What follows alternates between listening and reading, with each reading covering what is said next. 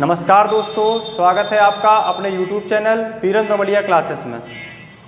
आज के इस लेक्चर में हम क्लास 10th के chapter 3 pair of linear equation in two variables को कंटिन्यू करते हुए आज हम इस लेक्चर में इस चैप्टर में जितनी भी वर्ड प्रॉब्लम आपके NCERT की बुक में दी गई हैं उनके कॉन्सेप्ट के बारे में आपको यहाँ पर बताएंगे। कॉन्सेप्ट के बारे में हम इसलिए पढ़ना है कि वर्ड प्रॉब्लम चाहे जैसी आ जाए, वैल्यू बदल के भी आ जाए तो आप उसको टैकल कर पाएंगे एग्जाम में। मतलब हमें क्वेश्चन को नहीं रटना है, हमें नंबर ऑफ क्वेश्चन पे नहीं जाना है, number of types of question को देखना है। ठीक है, तो आइए शुरू करते हैं। तो यहाँ पर हमारी NCERT बुक में जो वर्ड प्रॉब्लम है वो आपकी कुछ ऐसी मिलेंगी। आपको एक मिलेगी एज बेस्ड वर्ड प्रॉब्लम, मतलब उसमें एज से रिलेटेड कुछ आपको कंडीशन दी रहेगी, आपको एज फाइंड आउट करनी पड़ेगी।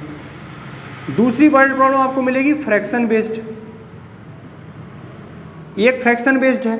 ठीक है, तीसरी आपको वर्ड प्रॉब्लम मिलेगी, आपको ये आप कह सकते हैं स्पीड वाली, स्पीड टाइम डिस्टेंस वाली, इस पर बेस्ड एक वर्ड प्रॉब्लम मिल सकती है आपको। एक वर्ड प्रॉब्लम है इसमें फिक्स्ड चार्ज पर बेस्ड, फिक्स्ड चार्ज पर बेस्ड। और एक आपकी वर्ड प्रॉब्लम इसमें मिलेगी आपको 2 डिजिट नंबर पर बेस्ड, 2 डिजिट नंबर। तो इसमें 4-5 टाइप की वर्ड प्रॉब्लम होती हैं। तो यहाँ पर हमें क्या करना है, कॉन्सेप्ट पकड़ना कि जैसे एज वाले क्वेश्चन है उनको करना कैसे है, फ्रैक्शन वाले क्वेश्चन है उनको करना कैसे है, स्पीड डिस्टेंस वाले क्वेश्चन करना कैसे है, हमें ये पढ़ना। मतलब क्वेश्चन कुछ भी है इससे कोई मतलब नहीं हमें। ठीक है, तो देखिए जैसे कि मान लीजिए एज वाला क्वेश्चन है, जैसे हमने आपको एक एज बेस्ड क्वेश्चन दिया, तो एज के क्वेश्चन लगाते समय आपको कुछ बातें याद रखनी पड़ती हैं। कैसे?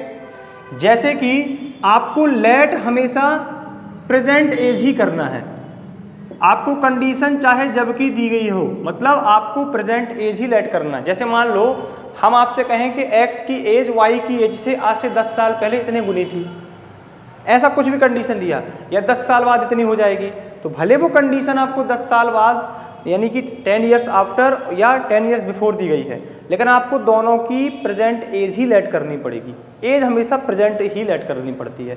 एक कंडीशन आपको ये याद रखना, यदि एज आपको आफ्टर यानी कि आगे की निकालनी है, यानी कि फ्यूचर की एज निकालनी है 10 साल बाद, तो आप उसमें क्या करेंगे, प्लस करेंगे। अब ये तो नॉर्मल सेंस की बात है कि जैसे आज कोई 20 साल का है, 10 साल बाद 30 का हो जाएगा, तो उसमें उतने साल आप ऐड कर देंगे, उतने ईयर्स।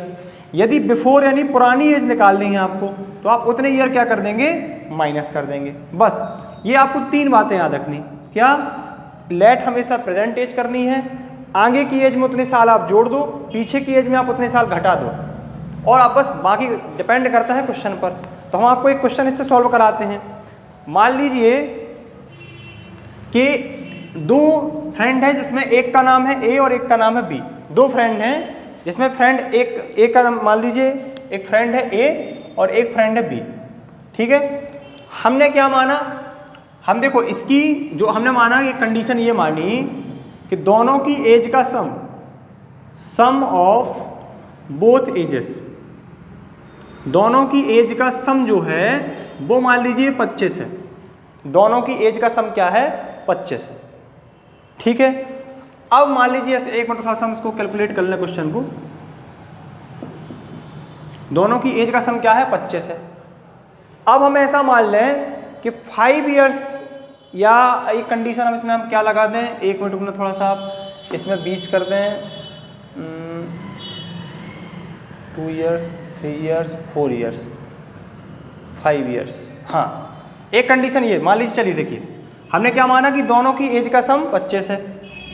बिफोर 5 ईयर्स, 5 साल पहले, बिफोर 5 ईयर्स, 5 साल पहले एज ऑफ ए, या आप ये समझो एज ऑफ बी हैड या was twice the age of A. ये ठीक है, आपको इसको नोटिस नहीं करना है, हमने इसको क्वेश्चन को मेंटेन किया है कि वैल्यू गलत ना हो जाए। कंडीशन हमने कहा ना, आपको कॉन्सेप्ट पर काम करना है, क्वेश्चन पर नहीं। क्वेश्चन जो भी आएगा आप टैकल कर ले जाएंगे, अभी आपको कॉन्सेप्ट इसके क्लियर है। हमने क्या बोला कि 2 फ्रेंड हैं A और B, उनकी एज का सम 25 है, उनकी दोनों की एज का सम 25 है। 5 साल पहले यदि हम उनकी एज को देखते हैं तो B की एज A की एज से दुगनी हो जाएगी। B की एज जो रहेगी वो A की एज से दुगनी रहेगी 5 साल पहले। तो चलिए हम क्या करेंगे, देखिए आप क्या करेंगे, ए की एज को लेट करेंगे x, हम ये मानेंगे कि ए की प्रेजेंट एज x है और बी की प्रेजेंट एज y है। तो इनका जो सम दिया इसमें तो कुछ लिखा नहीं है कि आज की एज का सम है या आगे की एज का सम है।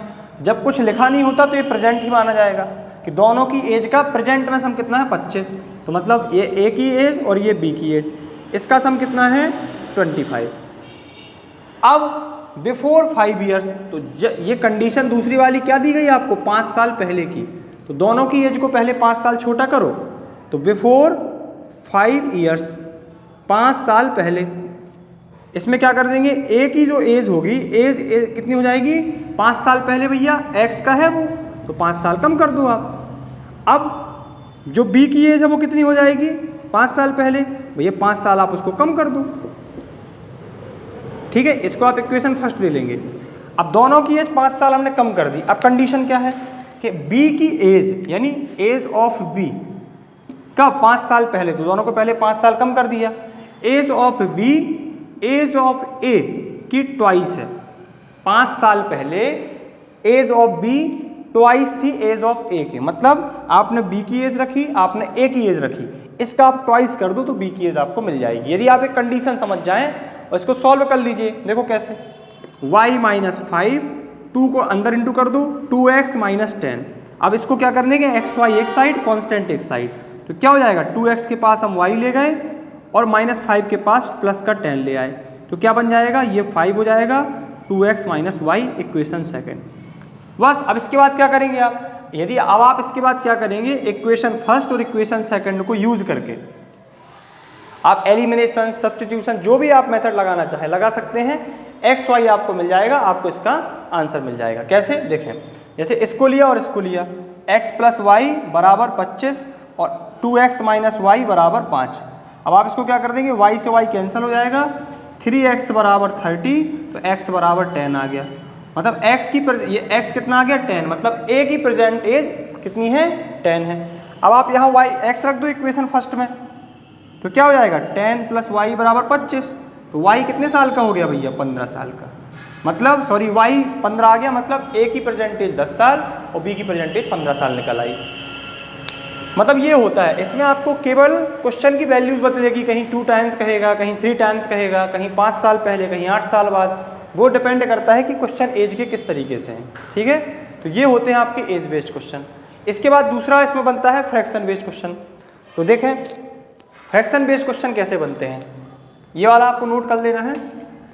देखो इसके बाद फ्रैक्शन बेस्ड क्वेश्चन कैसे बनते हैं, समझना बात को। अब फ्रैक्शन आप जानते हो क्या होता है, जिसको हिंदी में हम बोलते हैं भिन्न, यानी जिसमें क्या होता है न्यूमरेटर और डेनोमिनेटर। तो हमने ये माना इसमें भैया आप फ्रैक्शन को हमेशा लेट क्या करेंगे, हम अपनी ओरिजिनल फ्रैक्शन को हमेशा लेट x अपॉन वाई ही करेंगे। फिर उसमें आपको 2 कंडीशन दी रहेंगी, उन 2 कंडीशन से आपको क्वेश्चन मिल जाएगा।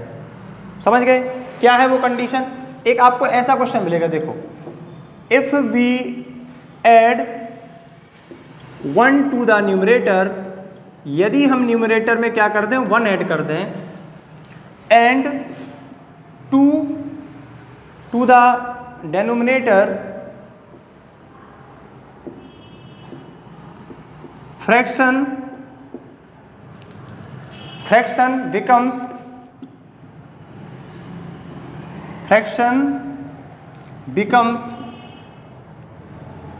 हमने क्या लिखा, यदि हम 1 किसके साथ ऐड करें, न्यूमरेटर के साथ, और 2 किसके साथ ऐड करें, डेनोमिनेटर के साथ, तो जो हमारी फ्रैक्शन क्या बन जाएगी, वो बन जाती है हमारी 3/5। Fraction becomes 3/5। ठीक है, क्या लिखा हमने, यदि हम फ्रैक्शन में क्या कर दें 1 ऐड करें न्यूमरेटर के साथ और 2 ऐड कर दें डेनोमिनेटर के साथ, तो फ्रैक्शन हमारी क्या बन जाएगी 3/5।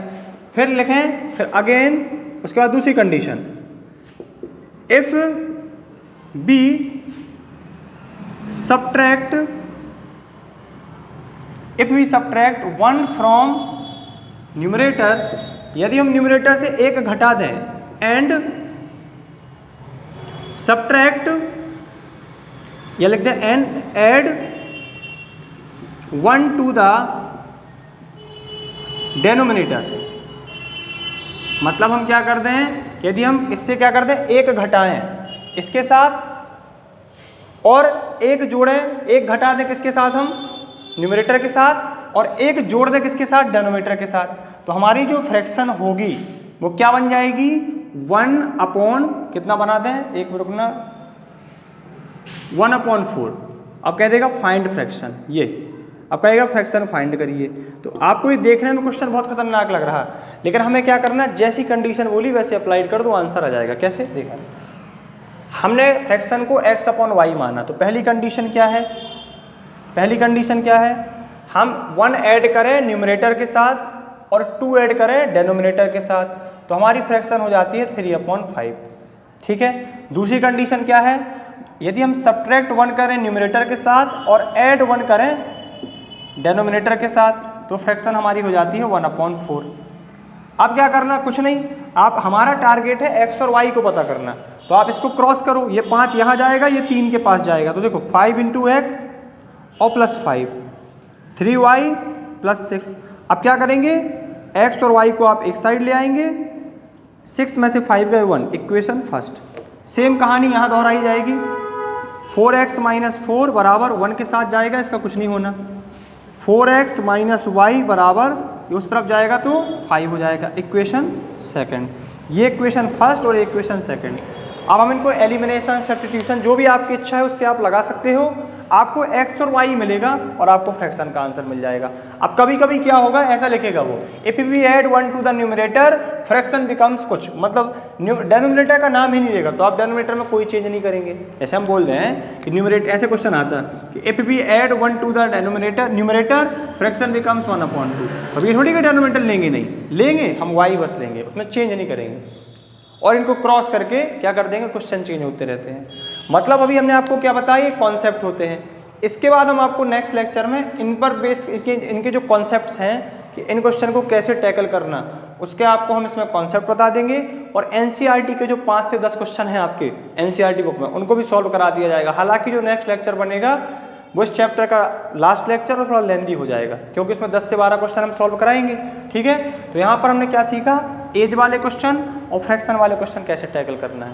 ठीक है, तो आई थिंक आपको लेक्चर बहुत अच्छा लगा होगा। यदि आपको लेक्चर अच्छा लगा हो तो वीडियो को लाइक और शेयर, चैनल को सब्सक्राइब करें। धन्यवाद।